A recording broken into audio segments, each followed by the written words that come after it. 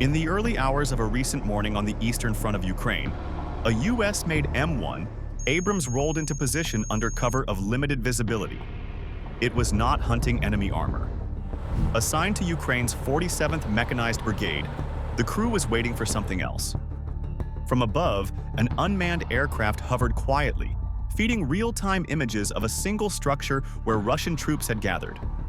What followed was fast and deliberate. No sweeping advance, no classic tank duel, just movement, confirmation, and fire. Within minutes, a fortified point disappeared from the battlefield map. The moment raised a question far larger than the strike itself. Is this still a war shaped by tanks, or a war shaped by information that happens to carry heavy firepower? The key factor that made this strike possible was not the tank itself, but the information that arrived before the tank ever moved. Above the battlefield, an unmanned aerial vehicle maintained steady observation, watching a single structure where Russian infantry had gathered. And this aerial view removed uncertainty that once defined ground combat, because the crew no longer had to guess what waited behind walls or inside rubble. In earlier wars, armored units often advanced based on incomplete reports, radio calls, or delayed reconnaissance. But here the target was seen, tracked, and confirmed in real time, turning a fixed position into a known problem rather than a hidden threat. This shift matters because once a position is clearly identified from the air, it stops being a defensive strongpoint and becomes a coordinate, and coordinates can be handled quickly. From that moment, the engagement followed a compressed version of a process familiar to modern militaries, often described as find, fix, and finish, although in this case the sequence unfolded in minutes rather than hours. First, the target was found through continuous aerial surveillance that confirmed not only location but also activity, which reduced the risk of striking an empty or already abandoned structure. Second, the target was fixed, meaning its position was confirmed and monitored long enough to ensure the enemy could not disperse without being seen. Only after that did the Abrams crew move, and this order is critical because the tank did not roam in search of contact, but advanced with a clear purpose, a known firing point, and a narrow window of action. When the tank reached position, the final step followed immediately, with direct fire delivered at close range to eliminate the threat before it could adapt.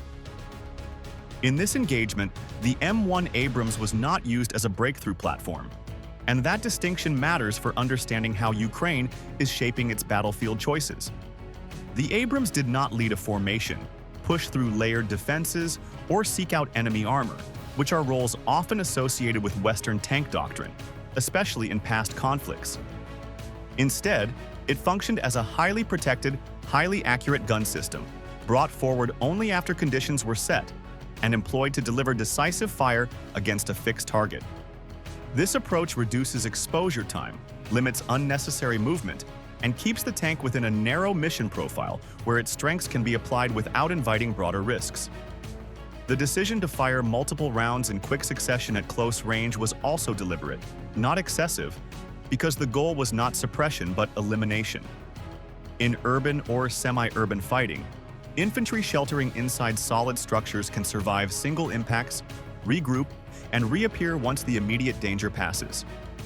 By delivering repeated strikes, the crew ensured that internal spaces were neutralized, exits were denied, and any chance of rapid reorganization was removed.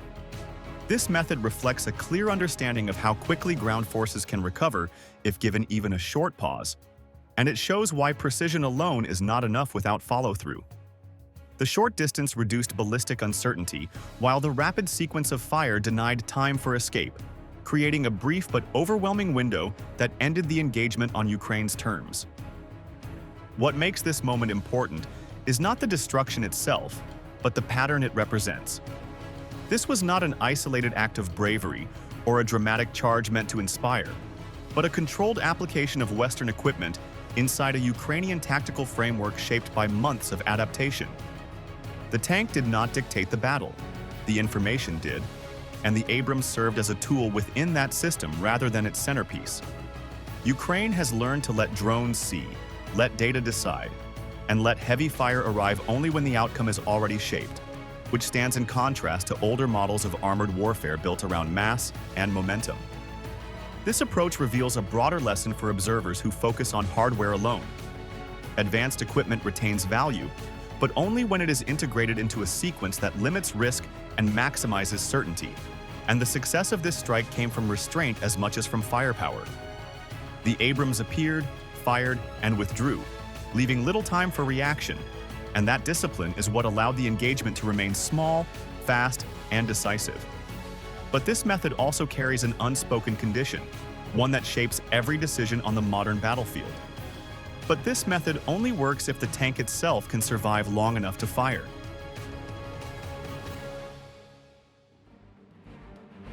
The most striking detail in the footage is not the gunfire or the movement, but the way the tank itself looks. The M1. Abrams seen in Ukraine no longer matches the clean silhouette familiar from training ranges or past US deployments, because its turret and sides are covered with added structures meant to solve a new problem rather than an old one. Metal frames, cage-like extensions, and extra layers wrapped around exposed areas are now part of its shape, and this visual change tells a clear story about how the battlefield has shifted. These additions are not cosmetic, and they are not meant to improve firepower, because their only purpose is to reduce the danger coming from above and from the sides. The most common feature is a cage or frame mounted around the turret, often extending over the roof and trailing toward the rear. And this design aims to disrupt or prematurely detonate FPV drones before they strike critical surfaces. Unlike traditional anti-tank threats that approach from the front, small drones often dive steeply or skim in from angles that older armor layouts never had to face. By forcing a drone to hit a metal barrier first, even a simple one, the crew gains a chance that the explosive charge will detonate at the wrong distance or lose focus before reaching the armor beneath.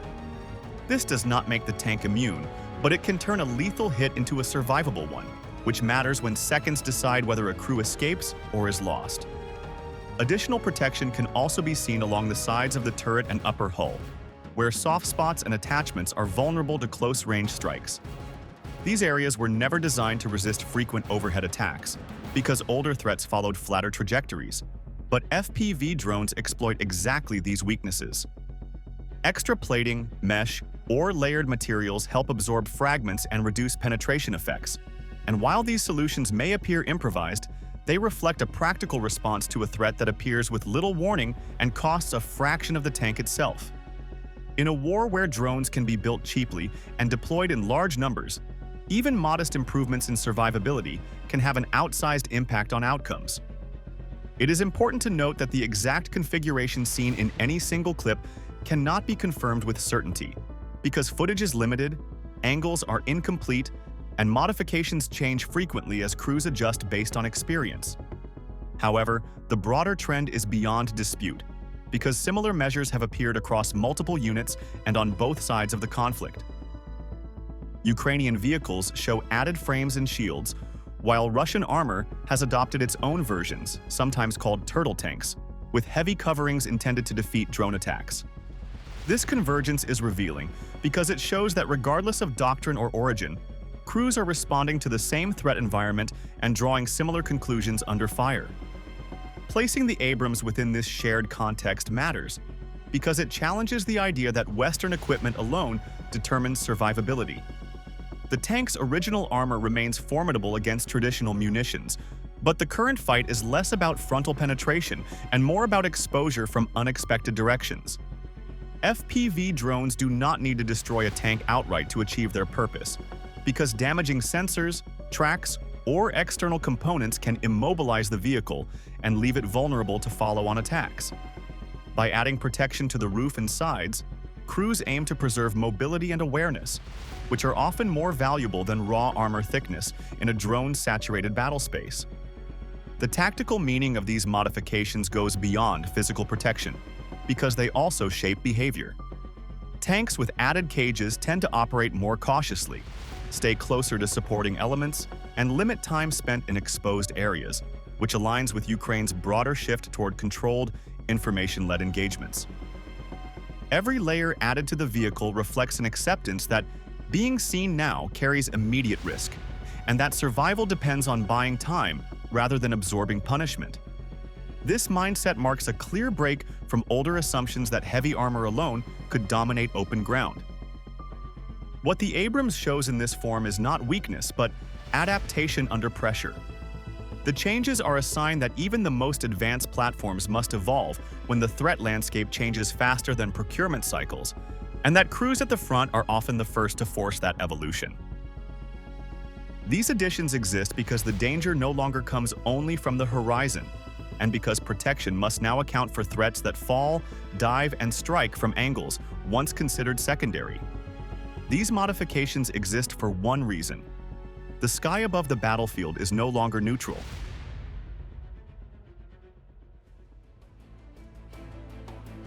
The battlefield in eastern Ukraine is defined less by what moves on the ground and more by what watches from above, because FPV drones now fill the air in numbers that would have been unthinkable just a few years ago. Small, fast, and cheap, these systems patrol roads, tree lines, and ruined towns almost constantly, creating a layer of observation that turns movement into exposure.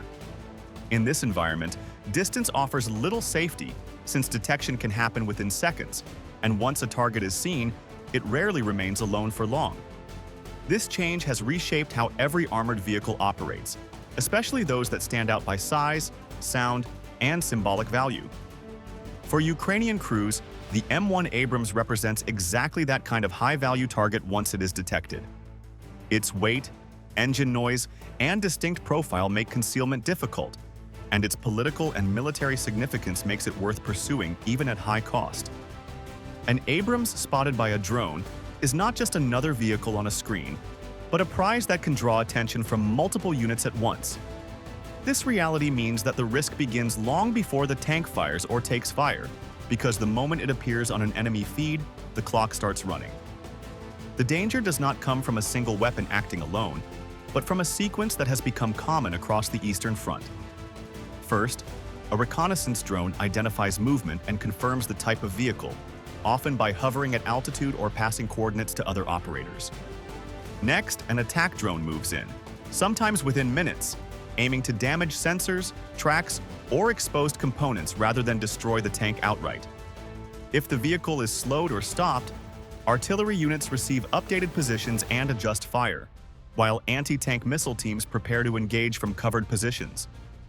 This chain does not require perfect timing, because each step increases pressure and limits options, and the tank crew is forced to react under growing threat rather than on its own terms. What makes this system effective is its speed and persistence, not the power of any single strike. FPV drones can be launched repeatedly, often at low cost, and even failed attacks serve a purpose by forcing the target to maneuver or reveal itself further.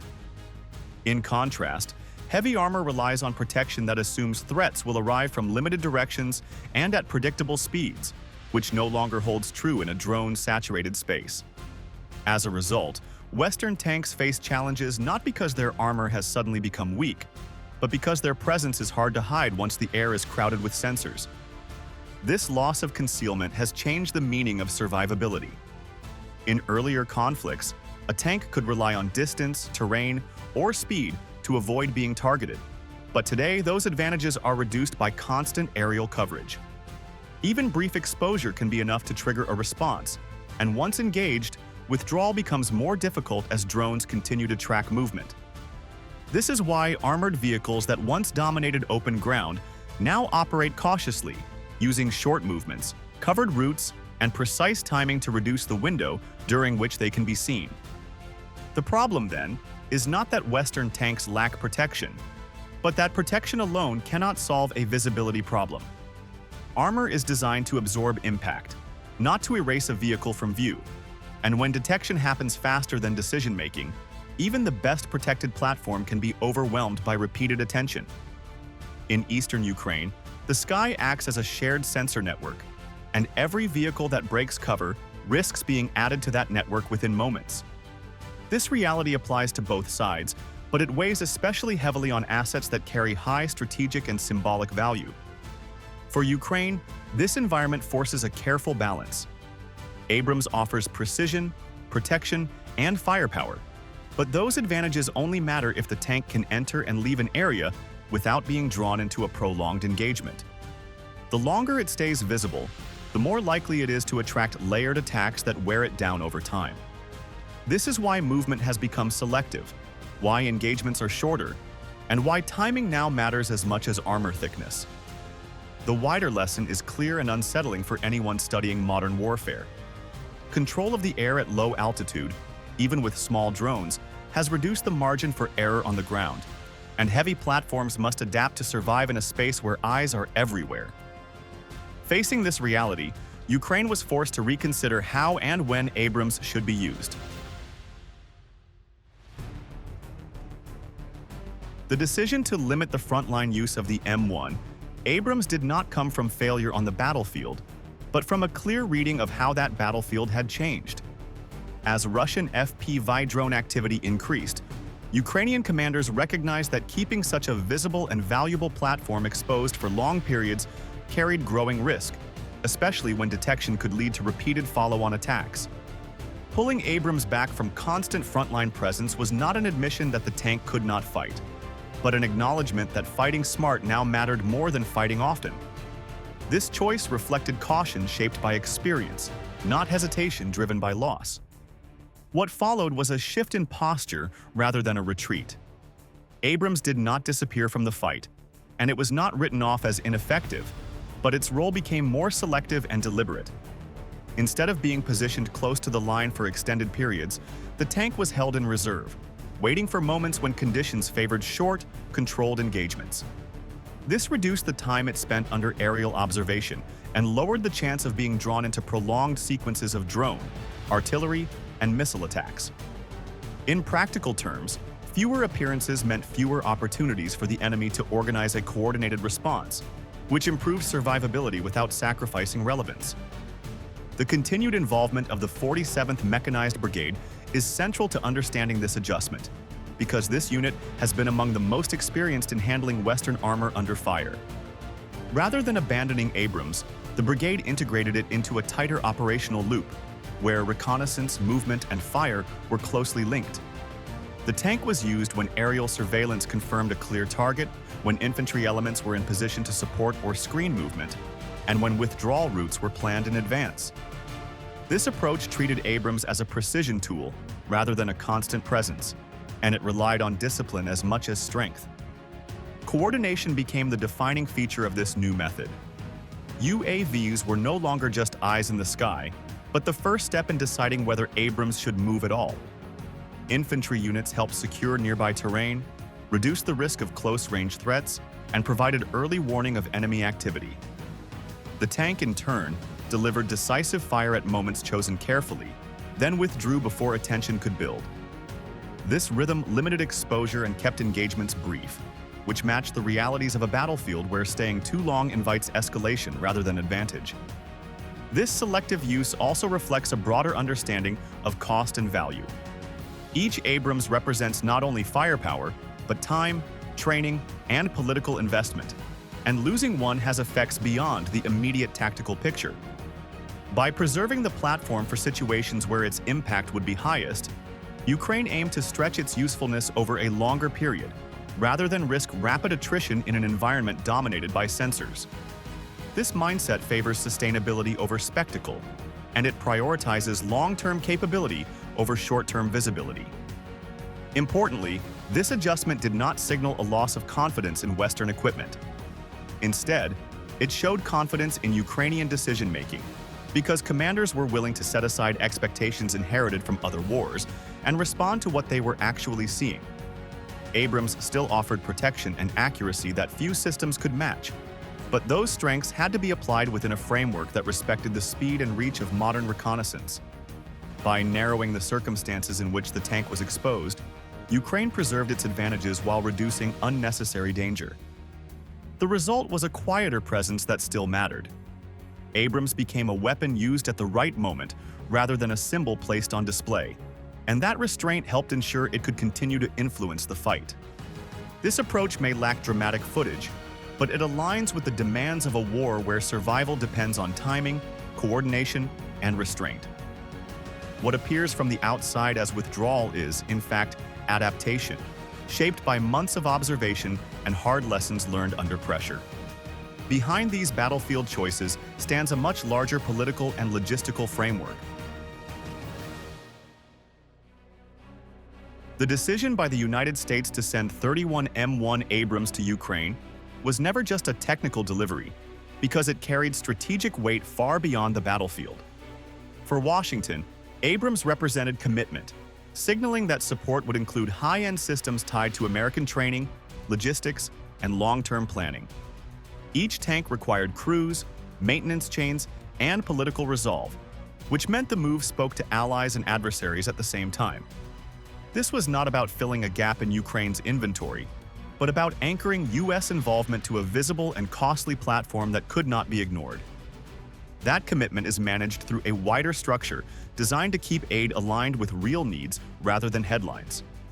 The Ukraine Defense Contact Group plays a central role here, bringing together dozens of countries to assess the battlefield and coordinate what comes next. These meetings focus less on single weapons and more on balance, asking where ammunition stocks are thinning, where air defenses are stretched, and where maintenance capacity must be expanded.